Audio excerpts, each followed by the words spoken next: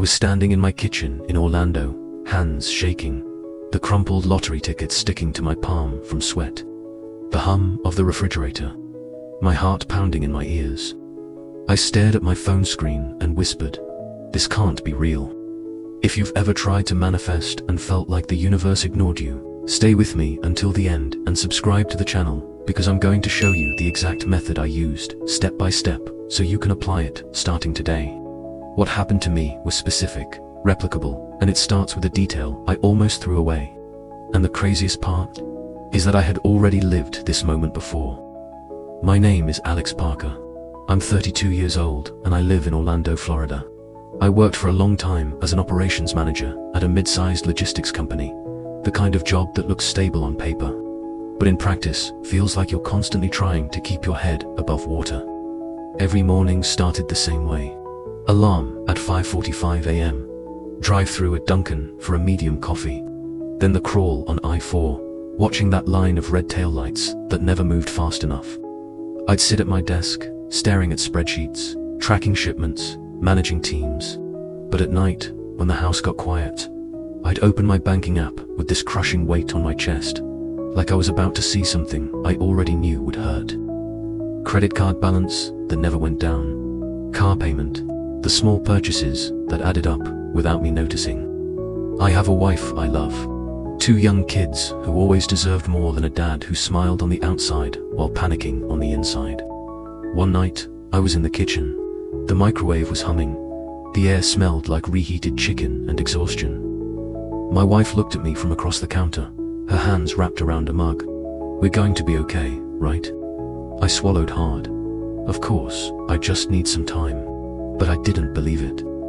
I was pinning bills to the fridge with magnets when my son ran over to me, grabbed one of them, a small golden key-shaped magnet, some old realtor giveaway from years ago, and started playing with it. "Hey, don't lose that," I said, not even knowing why. He laughed and put it back. I had no idea that key was about to unlock everything. The following week, everything tightened up for real.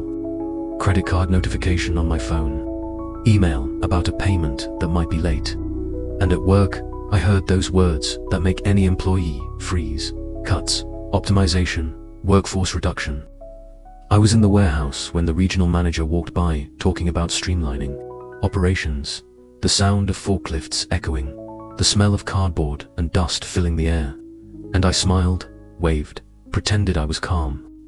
But inside, all I could think was, if I lose this job, we're going under. I got home that afternoon and saw a letter in the mailbox. I opened it slowly.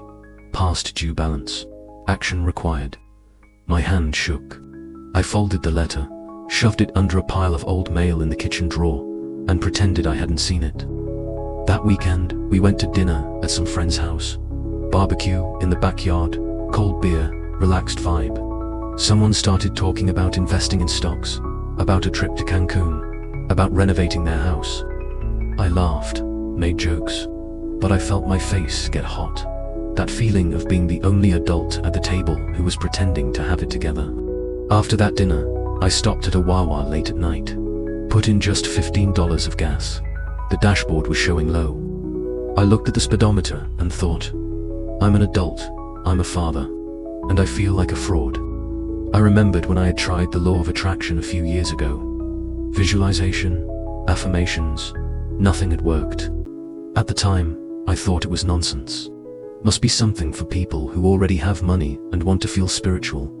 But the truth, I had given up quickly. And now, I was convinced that people like me just weren't made to prosper. One night, after putting the kids to bed, I heard them laughing in their room. That innocent, light sound. And it broke me, because it wasn't about luxury. It was about security. It was about not feeling shame every time I saw a bill. I went to the bathroom. Cold ceiling light. I stared at my reflection in the mirror. Dark circles, stubble, tired eyes. And I said quietly, almost soundlessly, wealth isn't for me. I felt the poison of that phrase going down my throat. And it was exactly that night, when I finally admitted my doubt out loud, that something strange appeared in my path. The next day, I was scrolling through YouTube during lunch, procrastinating. Actually, when a video appeared in front of me. The title was something like Quantum Money Frequency, Why You're Blocking Wealth. Normally, I would have scrolled right past it, but something made me click.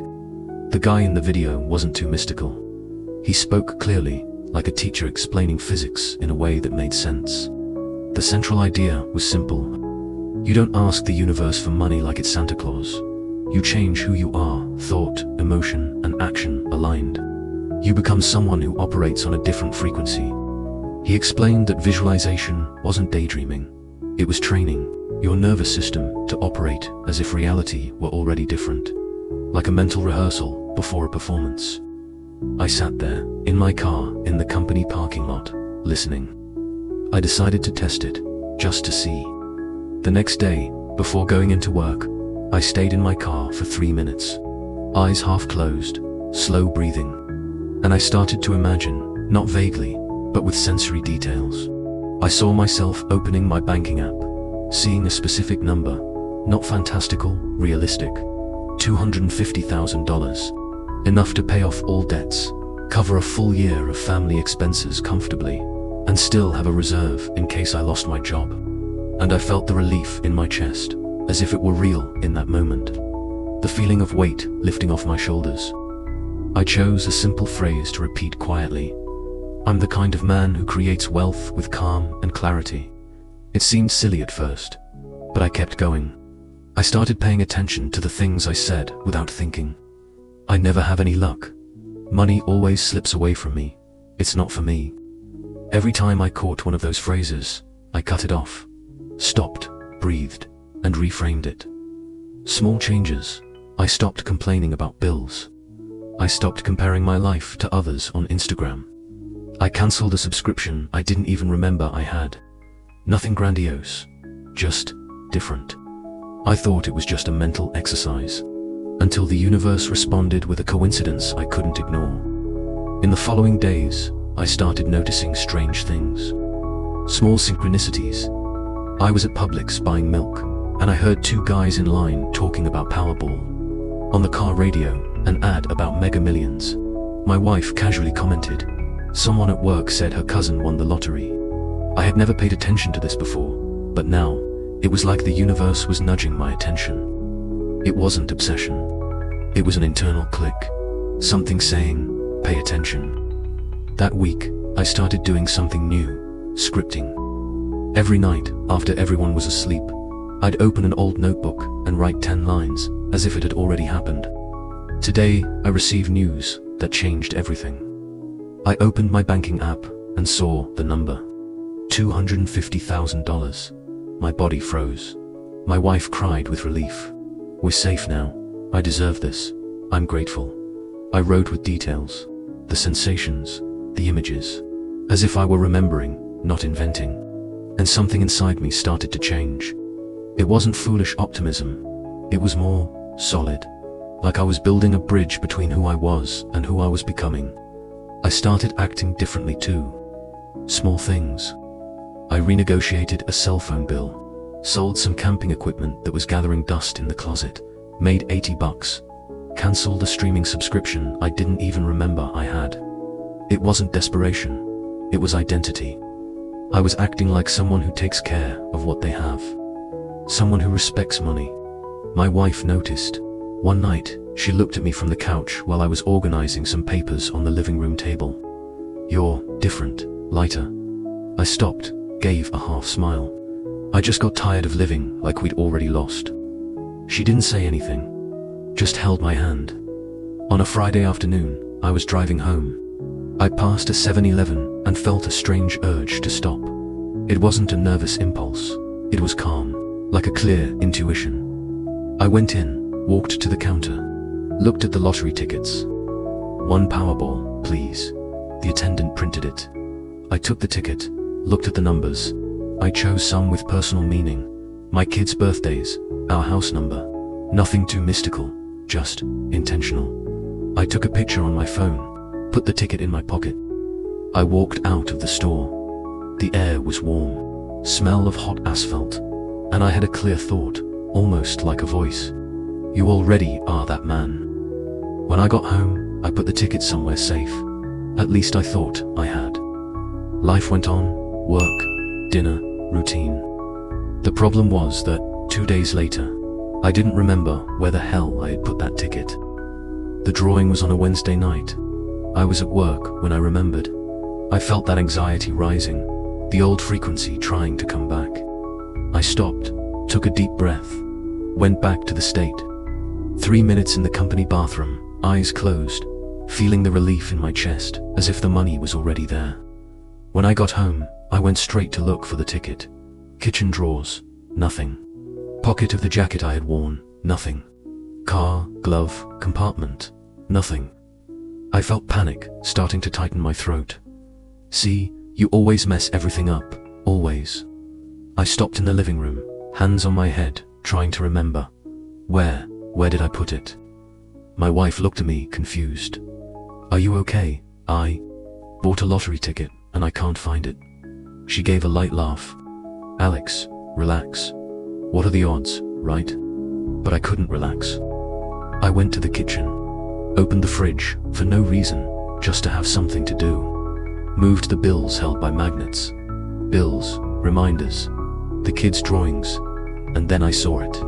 The golden key-shaped magnet. My heart jumped. I pulled the magnet off slowly, and behind it, stuck to the refrigerator door, slightly crumpled, was the ticket.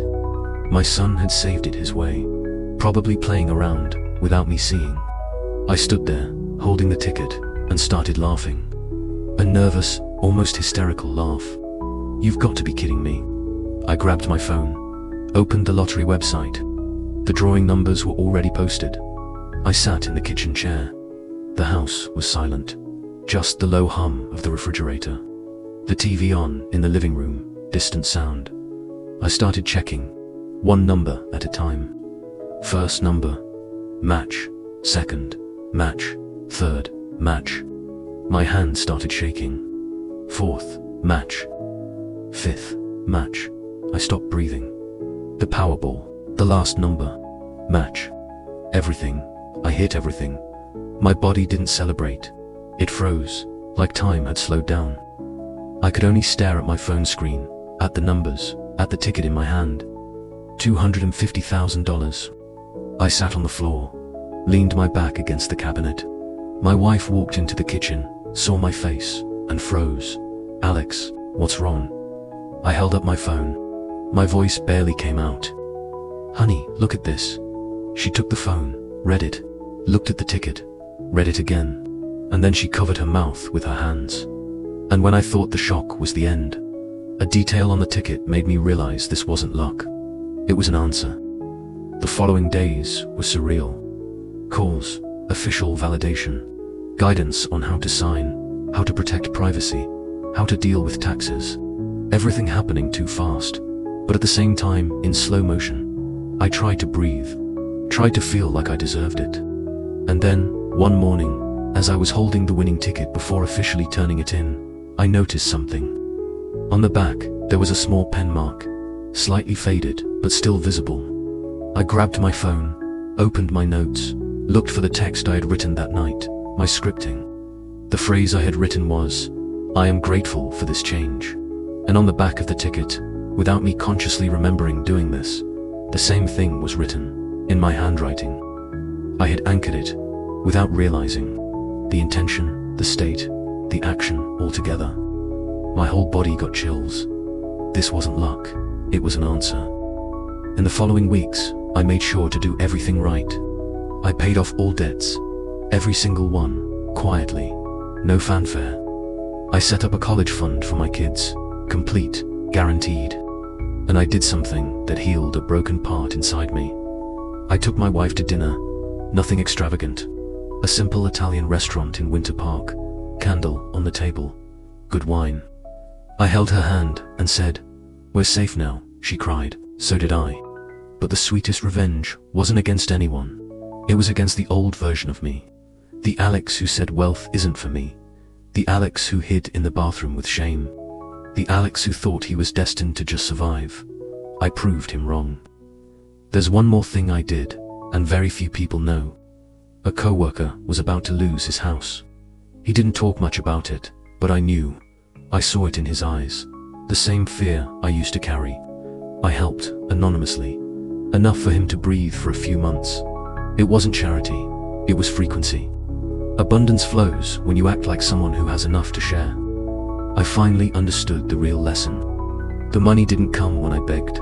It came when I changed. When I started operating like someone who was already turning things around, even before I had the evidence. State before evidence. Aligned action, not desperate action. One night, after everything had calmed down, I was alone in the kitchen. I picked up the golden key-shaped magnet, cold metal in my hand. I smiled. The key was never the lottery. The key was always my mind. And there's one last thing. The exact way I practiced this for 21 days, that you can copy starting today. If you're in debt, anxious, feeling like the universe is ignoring you, I get it. I also thought manifestation was an illusion, until I understood it's not magic. It's state training, focus, decision, and consistency. What I did, you can replicate. I'm not promising lottery wins. I'm saying, change internally, and your choices change. And choices change results. Let me summarize the method in 3 simple steps. First, daily sensory visualization. 3 to 5 minutes. Feel as if it's already real. Don't dream. Rehearse the state. Second, scripting. 10 lines a day. Write as if it already happened. Reinforce identity and anticipated gratitude. Third, aligned action. 1 practical step per day. Small, but as someone who's already turning things around. Organize, clean, adjust, act with respect for what you have. It's not about forcing, it's about aligning. I didn't change reality, I changed my frequency. And when I changed my frequency, reality found a way to match me. If this story gave you real hope, subscribe to the channel to follow more inspiring stories like this one. Like it and share it with someone who needs to remember that wealth can choose you too.